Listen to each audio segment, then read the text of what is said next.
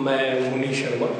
हमारी मदर और फादर दोनों पहला इंस्पिरेशन थे चित्र बनाने के लिए। मैं यहाँ जब ग्वालियर आया तो मेरे लिए मेरे मामा मामी बहुत सपोर्टिव रहे। पिछले 10 सालों से मैं चित्र बना रहा हूँ। मुझे अपनी बात कहने के लिए मुझे ये माध्यम अच्छा लगा। हमारा जो एजुकेशन सिस्टम है उतना लुभावनापन नहीं।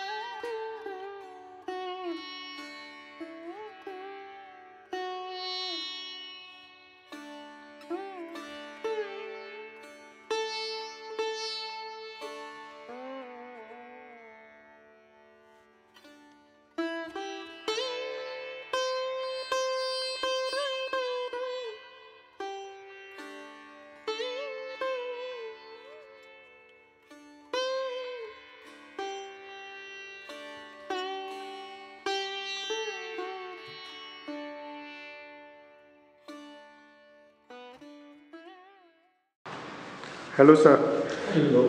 कैसे हैं आप? मैं बहुत अच्छा हूँ। जी बताइए आप अपने बारे में कुछ। मैं मुनि शर्मा, ग्वालियर मध्य प्रदेश से, और मैं चित्र बनाता हूँ। पिछले 10 सालों से मैं चित्र बना रहा हूँ। मेरी यात्रा पिछले 10 सालों से चल रही है और चित्रों का एक अपना आनंद है करने के समय। एक आनंद की अनुभूति है, उसका एक अपना दुनिया है। जब हम बनाते हैं तो एक अपनी दुनिया क्रिएट कर रहे होते हैं चित्रों के जरिए। और जैसे मैं लाइनें लिखता हूँ तो मैंने एक लाइन में अपना लिखा हुआ है, चित्र कलाकार के जीवन का ठहरा हुआ समय, उस समय को बांध लेता, उस समय को चित्र से चित्रकार। और चित्रकला कलाकार का पूरा जीवन है जो चित्रकार के साथ जिया जाता है समय में।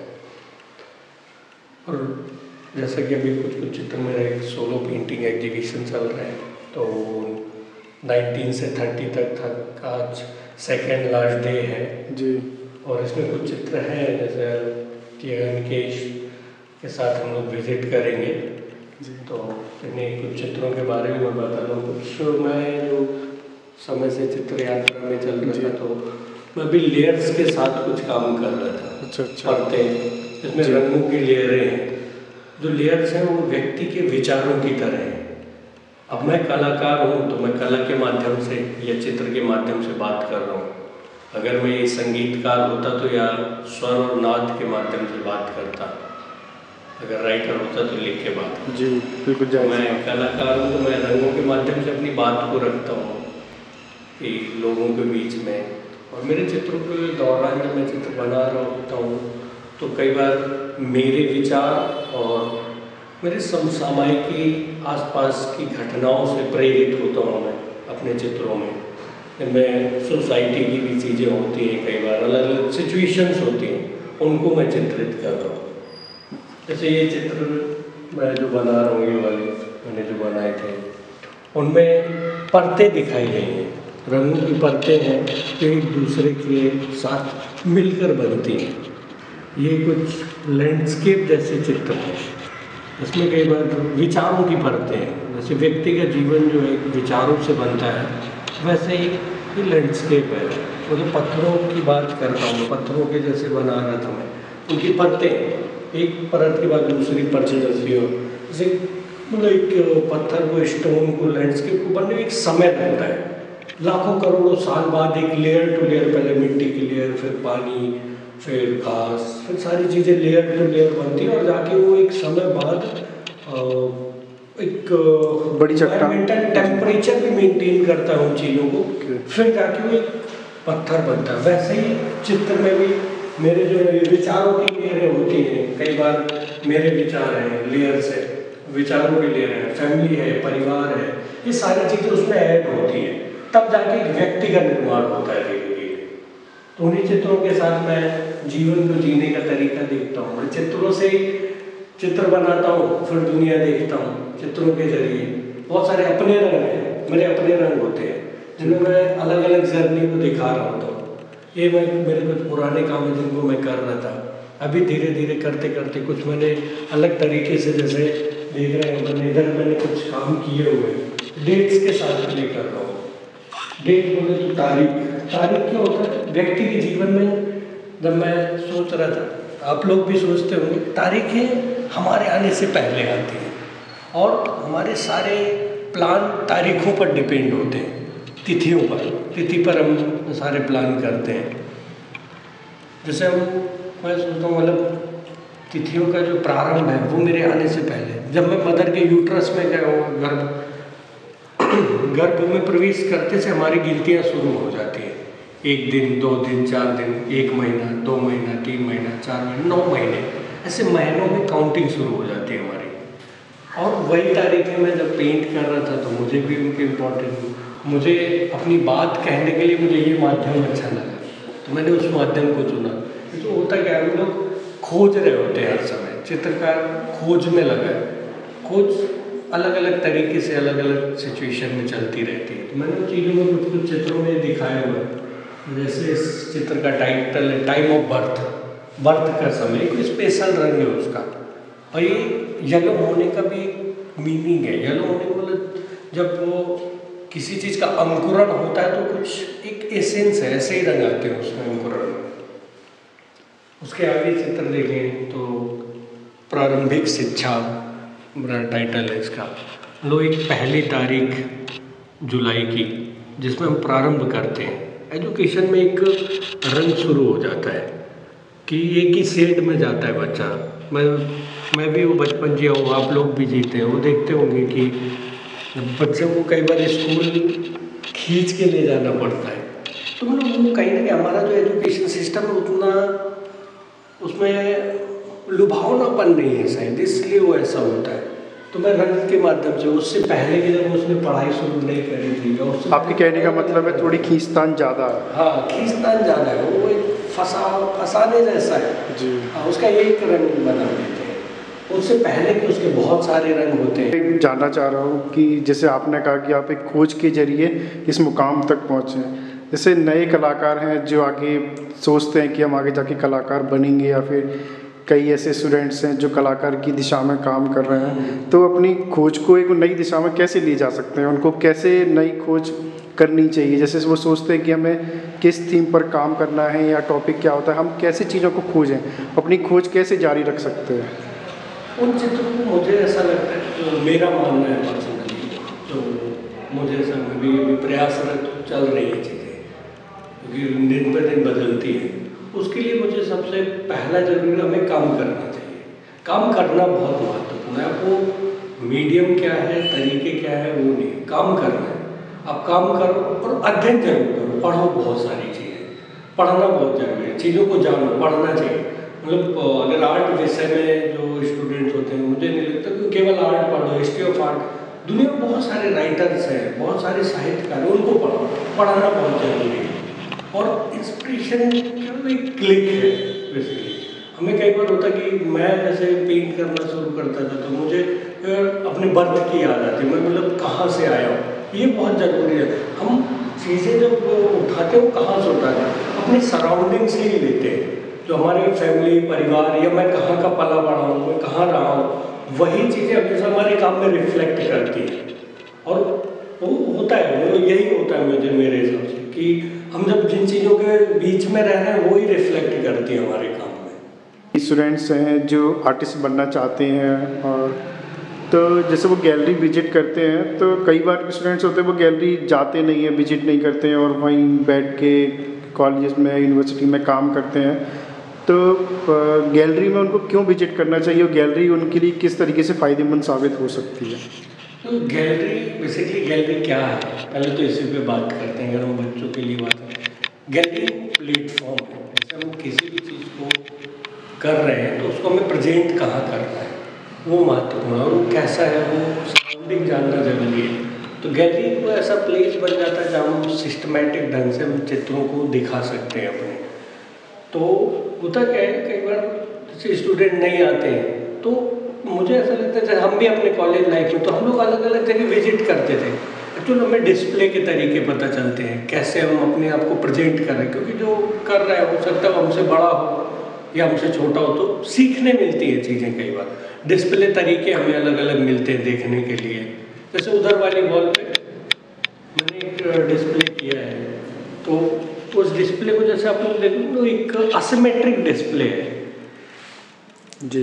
असिमेट्रिक डिस्प्ले किया हुआ है, जिसमें मैंने अलग अलग चित्रों को ऊपर नीचे, क्योंकि उन चित्रों का वैसा रिक्वायरमेंट था, वैसा जब मैं कर रहा था तो चित्र हॉरिजॉन्टल में है तो उन चित्रों की एक रिक्वायरमेंट है, उनकी रिदम है, एक दूसरे के साथ रिलेशन मेंटेन होता है, वो महत्वपूर्ण है। और गैलरी में अलग अलग टाइप की चीज़ें, गैलरी देखने जाओगे तब आप दूसरे लोगों से, काम से इंटरेक्ट होगे, आर्टिस्ट से भी मिल पाओगे अगर वो है वहाँ पर अवेलेबल, अनुभव मिलता है, भविष्य पता चलता है। मतलब अगर वो कोई डिस्प्ले कर रहा है, अगर वो आपसे बड़ा है तो शायद कुछ जानता हो सकता है मिले।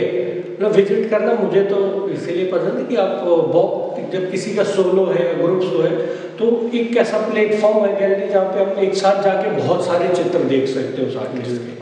अगर सोलो चल रहा है तो उसकी बहुत सारी भाषाएं होंगी, बहुत सारे चित्र होंगे, भाषा इन से मेरे चित्रों से, तो वो चित्र अपन देख पाएंगे उसके। और जैसे आप आज जिस मुकाम पर पहुँचे हैं तो जाहिर सी बात है कि शायद हो सकता है कि इसके पीछे किसी और शख्स का भी अनुभव रहा हो, जिसके अनुभव के आधार पर आप यहाँ तक पहुँचे। अगर आप उनके पक्ष में कुछ शब्द कहना चाहें तो बहुत अच्छा लगेगा। बेसिकली मेरी जो कला यात्रा का प्रारंभ है, मैंने कुछ समय चारकोल पे बहुत काम किया है।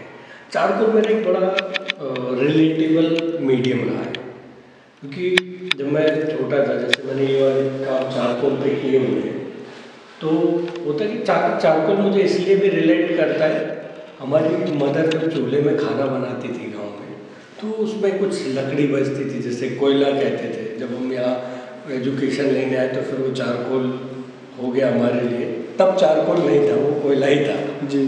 तो उस मीडियम के साथ जब मैं प्ले करता हूँ तो मुझे एक अपने गांव का सेंस आता है। और हमारी मदर और फादर दोनों पहला इंस्पिरेशन थे चित्र बनाने के लिए, क्योंकि मैंने मदर को, हमारे एक फेस्टिवल होता है ऋषि पंचमी, तो उसमें मैंने मतलब देखा केले के पत्ते के ऊपर एक बहुत सुंदर सा वो सप्त ऋषि का ड्राइंग से बनाती थी। उसमें चंदन को घोल के एक लकड़ी में रुई का कपड़ा लगा के, और वैसा सप्त ऋषि का वार्ली अप्रोक्सीमेट वार्ली फॉर्म में वो पेंट करती थी, रेखा चित्र बना के। रेखा चित्र बनाते थे, रेखांकन। तो मेरी मदर फर्स्ट मतलब इंस्पिरेशन थी कला के लिए। और मेरे फादर मेरे जब खेत में जब जाते तो हमारे यहाँ खेती बहुत होती थी, किसान थे हमारी फैमिली में लोग। तो जब मैं खेती में भी देखता ना, खेती के भी एक तरीके जो हैं वो एकदम पेंटिंग बनाने जैसा है, उसके भी एक प्रोसेस है। एक बार ऐसा ट्रैक्टर चलता है तो एक पैच लगता है, ट्रक उससे जो जुताई होती है, बुआई, उसमें एक पैच की फीलिंग है। अगर अपन हेलीकॉप्टर व्यू से देखें ना तो एक कैनवास की तरह एक पैच लगता है, वो बड़ा खूबसूरत सा। एक बार ऐसे जाएगा, फिर ऐसे, बहुत सारे पैचों के बाद फिर धीरे धीरे उसमें रंग भरने शुरू होते। तो मैं उन चीज़ों को देखता तो वो भी मुझे एक चित्र की तरीके महसूस होते थे कि वो लोग ऐसे करते थे। फिर मेरा ये मतलब वहाँ का जीवन था जहाँ से मैं इंस्पिरेशन थी। खेती पकने के एक अपने रंग होते थे, गोल्डन से, मतलब गेहूँ पकने के बाद कहा जा सकता है कि आपके कला के जीवन का आधार एक वो चित्र रहा। हाँ, मिट्टी जो मिट्टी बिल्कुल जो कोयला था, जो आप उस समय नहीं समझ पाते थे, लेकिन आज आपने उसको आधार बना लिया। हाँ, जिस आधार उन चीज़ों को लेकर मैंने एक कविता भी लिखी हुई। वो कविता मैंने अपने वीडियो आर्ट में भी प्रेजेंट करी, जो मैं कर रहा था, धूसर रंगों की बात। उस कविता का टाइटल धूसर रंगों की बात, तो वो मैंने लिखी हुई थी। और मैं यहाँ जब ग्वालियर आया तो मेरे लिए मेरे मामा मामी बहुत सपोर्टिव रहे। आप मामा मामी को शुक्रिया अदा करना चाहेंगे? बिल्कुल, मामा मामी को बड़ा मैं शुक्रिया अदा करना चाहूँगा। और उन्होंने मुझे कला के साथ में बहुत सपोर्ट किया उस टाइम पे। जब मैं वहाँ से आया तो उनका सपोर्ट था। और गुरु के तौर पे मेरे प्रोफेसर है डॉक्टर बलवंत सिंह भदौरिया जी। वो प्रोफेसर मिलना, ऐसा मेंटर मिलना मेरे लिए बहुत अच्छा साबित हुआ जी, जो मैं अभी तक फील कर रहा हूँ। अगर वो नहीं होते तो शायद मैं भी उतना अच्छा नहीं होता। अच्छा, कितना समय हो गया आपको उनसे मिले हुए? मैंने कॉलेज लाइफ का पूरा समय उनको हम बहुत सारा परेशान करते, मेरे सवालों के पिटारे होते थे। अच्छा। मतलब क्योंकि मैं फाइन आर्ट का विद्यार्थी नहीं था तब जी, मैं फिजिक्स केमिस्ट्री मैथ से पढ़ा हुआ है और फिर मैंने पेंटिंग शुरू करी। अच्छा। तो एक बहुत सारे सवाल होते थे, सर ऐसा ही क्यों है, ये रंग ही क्यों लगाना है। फिर उन्होंने मुझे कला की बहुत सारी बारीकियों के बारे में बलवंत सर से ही मैंने सीखा है जी। और वो सफ़र धीरे धीरे चल रहा है। मतलब आपके गुरु के तौर पर डॉक्टर बलवंत सिंह भदौरिया जी ने काफ़ी अच्छा मार्गदर्शन आपका किया। बिल्कुल। तो आप मानते हैं कि आज आप जहाँ जिस मुकाम पर हैं उनका भी कहीं ना कहीं रोल इसमें आता है? बिल्कुल बिल्कुल। बेसिकली मैं तो मतलब कुछ नहीं था और उन्होंने उन चीज़ों को उठा के मुझे सिखाया है। तो उस दौर में वो मेरे मेंटर के तौर पे थे। तो उन्होंने मुझे मतलब तराशना कहते हैं शायद, जो चीज़ों को उनने हमें तराशा है। कला के क्षेत्र में सबसे बड़ा एक पड़ाव होता है कि तराशना। उनने हमें वो फ्रीडम दी है काम करने की, मतलब कॉलेज लाइफ में वो फ्रीडम दी है, वो सोचने के तरीके दिए हैं हम देखने के लिए। और स्कल्पचर भी मैंने जब करना सीख रहा था, थोड़े थोड़े मैंने स्कल्पचर भी किए, मेटल में, फाइबर में, स्टोन में। तो हमारे एक मेरे और गुरु हैं जो स्कल्पचर के गुरु हैं, विकास गुप्ता सर हैं, विकास गुप्ता सर हैं जो स्कल्पचर के गुरु हैं मेरे। तो उन्होंने पत्थर के साथ रिलेशन क्या है वो मुझे सिखाया। मतलब तो जब हम स्कल्पचर कर रहे थे तो स्टोन बड़ा फेवरेट मीडियम जैसा रहा मेरा, जब कुछ किए मैं, तो उन्होंने पत्थर के साथ रिलेशन किया। उन्होंने भी एक पत्थर में मूर्ति कैसी इनबिल्ट होती है, वो मतलब उनका कहना था कि पत्थर में मूर्ति है, हमें केवल उसका बाहर का पार्ट खत्म करना है, जो वेस्ट है वो निकालना है।